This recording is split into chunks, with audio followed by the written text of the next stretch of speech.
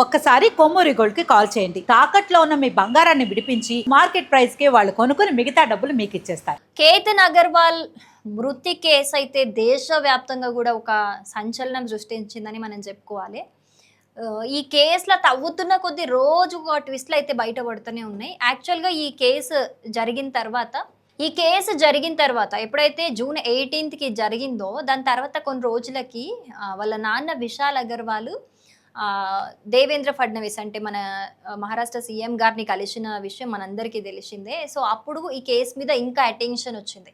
అప్పుడు ఆయన కోరుకున్నది ఏంది అని అంటే, మాకు ఏదొద్దు, మాకు ఖచ్చితంగా న్యాయం జరగాలి, ఎవరి చేసిర్రు వాళ్ళకి ఖచ్చితంగా శిక్ష పడాలి, ఏదైతే నా కొడుకు చచ్చిపోయిండో అట్లాంటి శిక్ష వాళ్ళకి వెయ్యాలి, ఎవరిని వదిలిపెట్టద్దు, కొంచెం ఈ కేసుని నెగ్లెక్ట్ చేయకుండా కాన్సన్ట్రేట్ చెయ్యూరి అని చెప్పి వేడుకున్నాడు. సీఎం గారి దగ్గరికి వెళ్ళి కోరుకుంటే నిజంగానే ఆయన అటెన్షన్ ఇచ్చిండు. ఉజ్వల్ గారికి అప్పచెప్పిర్రు. దాని తర్వాత చాలా ట్విస్ట్లు వచ్చినాయి బయటికి. ఇప్పటికీ ఇన్వెస్టిగేషన్ జరుగుతుంది. కానీ ఈ కేసులో ఐ విట్నెస్ లేకపోవడం అనేది కూడా ఒక మెయిన్ మైనస్గా మనకి తెలుస్తుంది. ఎందుకంటే end of the day I witness లేదు కాబట్టి ఎంత సియా గోయల్ నేనే చేసినా అని ఒప్పుకున్నా కూడా అది జల్లది. కోర్టులు అట్లాంటివి జల్లవు.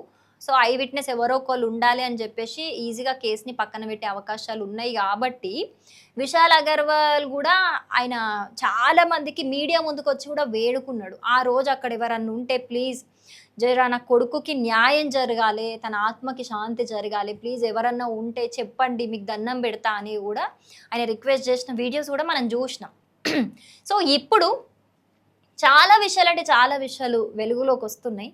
సియా గోయల్కి సంబంధించి నిజంగా అవన్నీ వింటుంటే వాళ్ళ కొడుకు చనిపోయిన తర్వాత ఎంత దిగజారిపోయి మోసం చేసిందో సియా గోయల్ కేతన్ అగర్వాల్ని అనేది అంటే బతుకున్న వాళ్ళ తల్లిదండ్రులు వింటుంటే వాళ్ళకి అది ఇంకా పెయిన్ అవుతుంది నిజంగానే. అంటే బతుకుండగా కొడుకు ఇంత మోసపోయిందా, అది కూడా మేమే ఫిక్స్ చేసినామా, ఇట్లాంటి మ్యాచ్ అనేది ఏ రకంగానైనా అది కుంగదీస్తుంది. అట్లనే జస్ట్ కేతన్ అగర్వాల్ చనిపోయిన 20 రోజులకే అంటే రీసెంట్గానే వాళ్ళ కేతన్ అగర్వాల్ తాత కూడా అంటే విశాల్ అగర్వాల్ గారి నాన్నగారు కూడా చనిపోయారు. ఎందుకు అని అంటే వీళ్ళిద్దరికి కేతన్ అగర్వాల్కి వాళ్ళ తాతగారికి అంటే మనవడు అంటే మస్తు ఇష్టం ఉండేనట. ఆశలన్నీ మనవడి మీద పెట్టుకొని బతుకుతుండేనట. అంత అటాచ్మెంట్ ఉంటుండేనట వాళ్ళిద్దరికి. అందుకే మనవడు చనిపోయినప్పటి నుంచి కూడా ఆయన తీవ్ర అనారోగ్యంకి గురైండు. అది తీసుకోలేక మనవడు చనిపోయిన 20 రోజులకే ఆయనకు హార్ట్ అటాక్ వచ్చి ఆయన చనిపోవడం జరిగింది. అంటే ఒక ఫ్యామిలీ ఎట్ ఏ టైం 20 రోజుల గ్యాప్లా ఎట్ ఏ టైం ఇద్దరిని లాస్ అయింది అని అంటే అది ఎంత బాధ చెప్పండి. జస్ట్ ఇమాజిన్ విశాల్ అగర్వాల్ గారి సిచ్యువేషన్ మనం ఆలోచిద్దాము. ఆయన పరిస్థితి చూడండి. 20 రోజుల వ్యవధిలో ఇటు కొడుకును కోల్పోయిండు, ఇటు తండ్రిని కోల్పోయిండు. అంటే బతికుండంగా ఎవరి కడుపులో పుట్టిండో ఆయనను కోల్పోయిండు, ఈయన కడుపులో ఎవరు పుట్టిండో ఆయనను కోల్పోయిండు. అంటే ఎంత బాధ ఉంటుంది ఆయనకి. అసలు చెప్పుకోగలుగుతాడా? అది ఎవరికైనా చెప్పుకునే బాధనా అసలు? ఇదంతా ఎవరి వల్ల జరిగింది? ఒక సియా గోయల్ అనే అమ్మాయి వల్ల జరిగింది ఇదంతా. అయితే ఇప్పుడు ఆయన రీసెంట్గా ఈ కేసు మీద ఖచ్చితంగా యాక్షన్ తీసుకోవాలి, ఎవరున్నారో వాళ్ళకి గట్టిగా శిక్ష పడాలి అని చెప్పేసి ఆయన రాష్ట్రపతి ద్రౌపది ముర్ము గారికి ఒక లేఖ రాయడం అయితే జరిగింది. ఏమని రాసిర్రు అని అంటే చాలా బాధతో రాసిర్రు ఆ లేఖ కూడా. మీరు ఖచ్చితంగా నా కొడుక్కి న్యాయం చేయాలి, ఎవరైతే ఈ నేరం చేసిర్రో వాళ్ళకి ఖచ్చితంగా శిక్ష పడాలి, ఈ కేసు తొందరగా సాల్వ్ అయ్యేటట్టు, నేరస్తులు ఎవరున్నారో వాళ్ళకి తొందరగా శిక్ష పడేటట్టు చూడుర్రి మేడం, మీకు దండం పెడతా, మా ఫ్యామిలీ పట్ల మాకేమొద్దు, మాకేం చెయ్యొద్దు మీరు. మా పోయిన కొడుకు ఎట్లాగో తిరిగి రాడు, కానీ నా కొడుకు పోయిన బాధ కంటే నా కొడుకుని చంపేసిన వాళ్ళు ఇంకా బతుకున్నారు, వాళ్ళకి ఎట్లాంటి శిక్ష పడతలేదు, నా ముందే ఇవన్నీ జరుగుతున్నాయి అనే బాధనే నాకు ఎక్కువ ఉన్నది. అట్లనే కొడుకు చనిపోయినాక 20 రోజులకే మా తండ్రి కూడా చనిపోయిండు తట్టుకోలేక. అంటే నేను ఒకటేసారి ఇద్దరిని కోల్పోయినా, 20 రోజుల వ్యవధిలో ఇద్దరిని కోల్పోయినా అంటే నా మానసిక పరిస్థితి మీరు అర్థం చేసుకోండి. నా బాధను అర్థం చేసుకొని, నా కుటుంబ బాధను అర్థం చేసుకొని, నా కుటుంబం ఇప్పుడు నిజంగా అనాథ అయిపోయిందని చెప్పుకోవాలి. ఎందుకంటే కుటుంబంలోని ఇద్దరు పెద్ద వ్యక్తులు, ఇద్దరు ఇంపార్టెంట్ వ్యక్తులు మా కుటుంబానికి కావాల్సిన వ్యక్తులు ఇద్దరు ఒకటేసారి దూరం అయ్యారు అని అంటే మా కుటుంబం నిజంగా అనాథ అయినట్టే. మేము తట్టుకోలేకపోతున్నాము ఈ బాధని.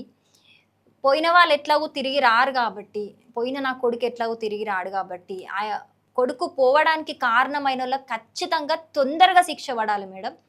ఖచ్చితంగా ఈ ఇన్వెస్టిగేషన్ అయితే జల్దిన ముందుకు తీసుకుపోండ్రి. జల్దిన ఎవరు చేసిండ్రు అనేది ప్రూవ్ చేసి వాళ్ళకి ఎట్లన్నా తొందరగా శిక్ష అయ్యుర్రి మేడం అని చెప్పేసి వేడుకుంటా నిజంగా ఒక బాధతోని ఆయన రాష్ట్రపతి ద్రౌపది ముర్ము గారికైతే లేఖ రాయడం అయితే జరిగింది. మనం ఈ కేతన్ అగర్వాల్ కేసు గురించి మాట్లాడుకుంటే నిజంగా నిజంగా అసలు ఆ అబ్బాయి మీద ఎన్ని నిందలు వేయాలో అన్ని నిందలు వేసింది ఆ పిల్ల. ఇన్వెస్టిగేషన్ల నత్తంటది, విగ్ అంటది, అదంటది, ఇదంటది. అసలు మనం తప్పించుకోవడానికి ఎన్ని నీచమైన అబద్ధాలు చెప్పాలో అన్ని నీచమైన అబద్ధాలు అయితే చెప్పింది. ఆ నత్తి లేదనే విషయము కేతన్ అగర్వాల్ చాలా ఇంత ఫ్లూయెంట్గా మాట్లాడుతుండు, మంచిగా మాట్లాడుతుండు. ఆ వీడియోలు కూడా బయటికి వచ్చినాయి. అంటే అట్లా తెలిసిపోతుంది అది అబద్ధం అనే విషయము. సో నచ్చకపోతే నచ్చలేదని ఊరుకోవాలి.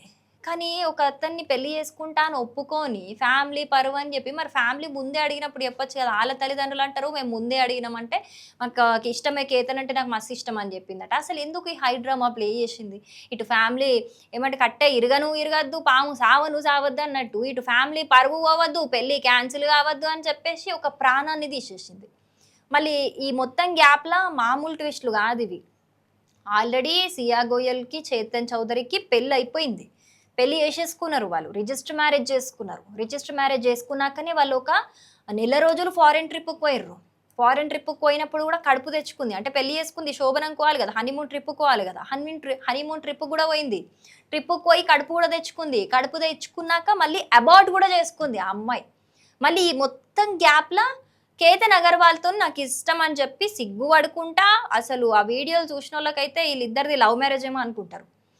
నాకు మస్తు ఇష్టం అనుకుంటా, నటించుకుంటా, ఆస్కార్ లెవెల్ పర్ఫార్మెన్స్ ఇచ్చుకుంటా ఎంగేజ్మెంట్ కూడా చేసుకుంది. అసలు చూడండి, మళ్ళీ అది చాలదన్నట్టు ఈ అబ్బాయి కేతన్ అగర్వాల్ దగ్గర డబ్బులు తీసుకొని చేతన్ అగర్వాల్కి కూడా ₹1,00,00,000 షాపింగ్ అని అడిగి అక్కడ బిజినెస్ ఇన్వెస్ట్మెంట్ అని ఇచ్చింది. ఎందుకు? వీళ్ళు ఇప్పుడు ఆల్రెడీ పెళ్లి చేసుకున్నారు కదా, ఈయన బిజినెస్ పెట్టి దాన్ని డెవలప్ చేసుకుంటే ఒక మంచి స్థాయికి వచ్చి సెటిల్ అయితే ఇప్పుడు ఈ అబ్బాయి కేతన్ అగర్వాల్ని అడ్డు తొలగించేసుకొని ఇయర్ ఎండ్ వరకు మళ్ళీ వీళ్ళు అఫీషియల్గా గ్రాండ్గా పెళ్లి చేసుకోవడానికి ఈ కథ అంతా హై డ్రామా ప్లే చేసింది మనం మేడం గారు. అది పరిస్థితి. ఒక అమ్మాయి ఆడిన గేమ్ వల్ల ఒక కుటుంబము ఎన్ని రకాలుగా మోసపోవాలనో అన్ని రకాలుగా మోసపోయింది. అసలు ఇప్పుడు వాళ్ళ నాన్న పడుతున్న బాధ అంతా ఇంత కాదు. నిజంగా ఆయన పరిస్థితి నిజంగా మనం అర్థం చేసుకోవాలి. 20 రోజుల వ్యవధిలో కన్న తండ్రిని కన్న కొడుకుని దూరం చేసుకోవడం, వాళ్ళిద్దరూ లోకం విడిచి వెళ్ళిపోవడం అనేది నిజంగా మామూలు విషయం కాదు. సో ఈ కేసుకి సంబంధించి ఇంకా ఇన్వెస్టిగేషన్ అయితే జరుగుతుంది. అసలు ఎంత సియా గోయల్ ఒప్పుకున్నా కూడా, చేతన్ చౌదరిని కస్టడీలో ఉంచినా కూడా ఒక ఐ విట్నెస్ అనేది లేకపోవడం వల్ల ఈ కేసు అయితే ముందుకు పోతలేదు. మరి ముందు చూడాలి, ఎవరన్నా ఐ విట్నెస్ ఇస్తారా ముందుకొచ్చి ఆ రోజు అక్కడికి వెళ్ళిన వారు, ఏం జరుగుతుంది అసలు ఈ కేసులో అనేది. ఈ కేసులో ఖచ్చితంగా న్యాయం జరగాలని కేవలం విశాల్ అగర్వాల్ గారు మాత్రమే కాదు, యావత్ దేశం మొత్తం కేతన్ సైడే ఉంది. దేశం మొత్తం కూడా ఖచ్చితంగా నేరస్తులకి శిక్ష పడాలని కోరుకుంటుంది.